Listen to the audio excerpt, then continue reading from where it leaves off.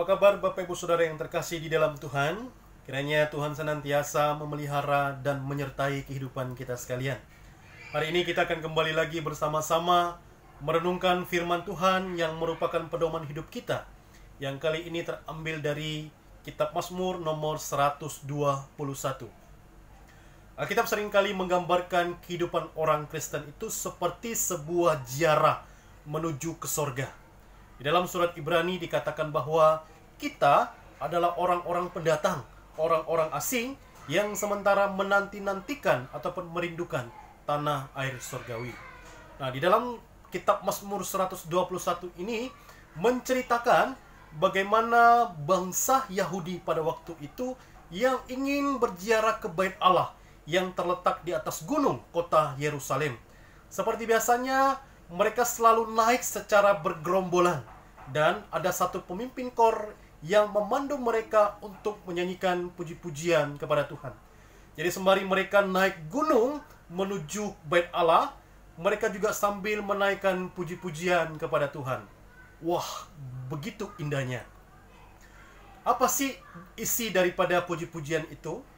Ayat yang pertama, aku melayangkan mataku ke gunung-gunung, dari manakah datang pertolonganku? Aku melayangkan mataku ke gunung-gunung, dari manakah datang pertolonganku? Nah, Bapak Ibu Saudara sekalian, perlu diketahui di dalam pemikiran orang-orang Yahudi pada waktu itu, gunung itu kadangkala dikaitkan sebagai tempat penyembahan berhala.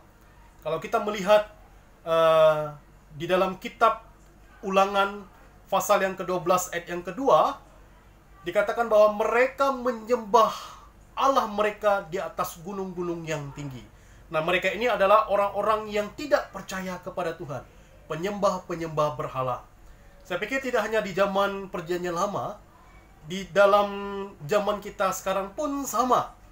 Orang-orang yang tidak percaya kepada Tuhan, mereka menjadikan gunung itu sebagai objek penyembahan mereka. Mereka meyakini bahwa di gunung itu ada kuasa-kuasa tertentu, yang tentunya kuasa itu bukan berasal daripada Tuhan, yang bisa melindungi dan juga bisa memberikan keuntungan bagi mereka secara pribadi. Kalau kita tahu Gunung Kawi, banyak sekali orang-orang yang tidak percaya kepada Tuhan melakukan persugihan di Gunung Kawi. Kenapa? Saya pikir sama.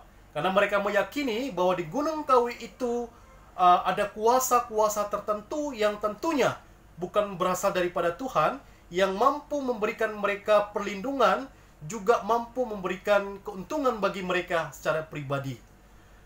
Kemudian yang kedua, gunung kadangkala dikaitkan juga sebagai tempat perlindungan yang aman.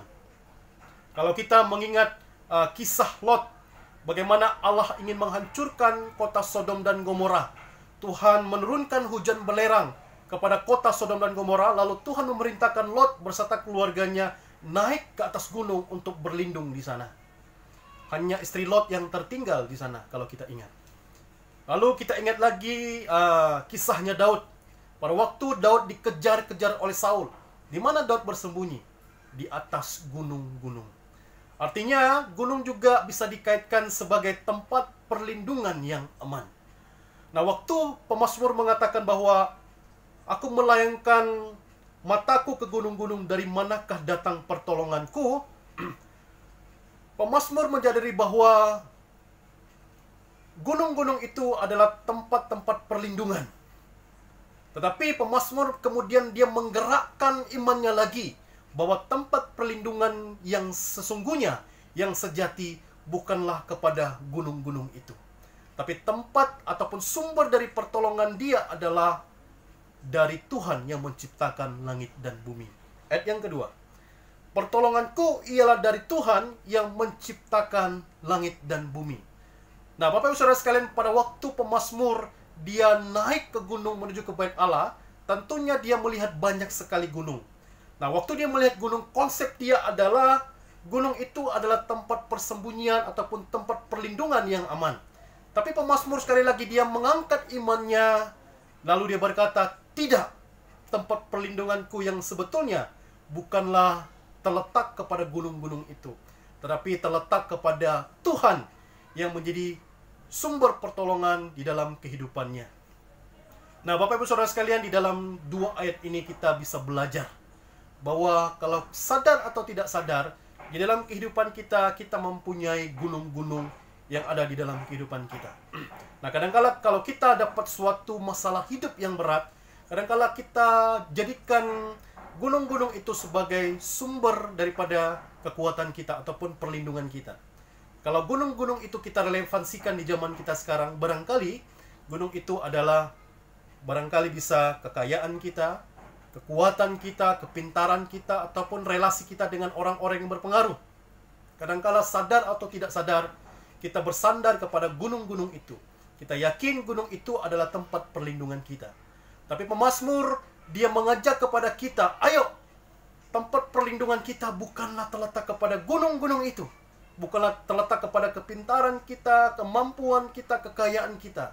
Tapi terletak kepada Tuhan yang menjadikan langit dan bumi. Nah, Bapak Ibu Saudara sekalian, saya berpikir wajar dan manusiawi kalau kita dapat masalah, kita mengandalkan segala sesuatu yang ada di dalam kehidupan kita. Saya pikir itu manusiawi dan wajar saja. Tapi yang Tuhan inginkan adalah, ayo kita melihat melampaui gunung kita. Kenapa? Karena di sana kita akan berjumpa dengan Tuhan, yang adalah satu-satunya sumber pertolongan kehidupan kita. Nah, Bapak Ibu Saudara sekalian, di ayat yang keempat dikatakan lagi, sesungguhnya tidak terlelap dan tidak tertidur penjaga Israel. Sesungguhnya tidak terlelap dan tidak tertidur penjaga Israel. Saya mau katakan begini, kalau penjaga Israel yang adalah Allah itu tidak tertidur, maka kita sebagai umatnya bisa tidur dengan tenang dan dengan aman. Sebaliknya, kalau penjaga kita, Allah kita itu bisa tidur, maka kita tidak bisa hidup dengan tenang dan kita pun tidak bisa tidur dengan aman. Apa artinya? Artinya begini, kalau kita menjadikan Tuhan itu sebagai satu-satunya sumber pertolongan kehidupan kita, maka kehidupan kita akan tenang dan aman. Sekalipun Tuhan mengizinkan kita masuk dalam satu pencobaan hidup yang silih berganti, yang kita merasa sulit untuk kita lalui. Tapi kita percaya, kalau kita menjadikan Tuhan itu sebagai satu-satunya sumber pertolongan kehidupan kita, maka kita akan tetap kuat, kita akan tetap aman di dalam perlindungan Tuhan. Kiranya firman Tuhan ini boleh menguatkan dan memberkati kita sekalian. Amin. Terpujilah Tuhan. Allah beserta kita, dan Dia akan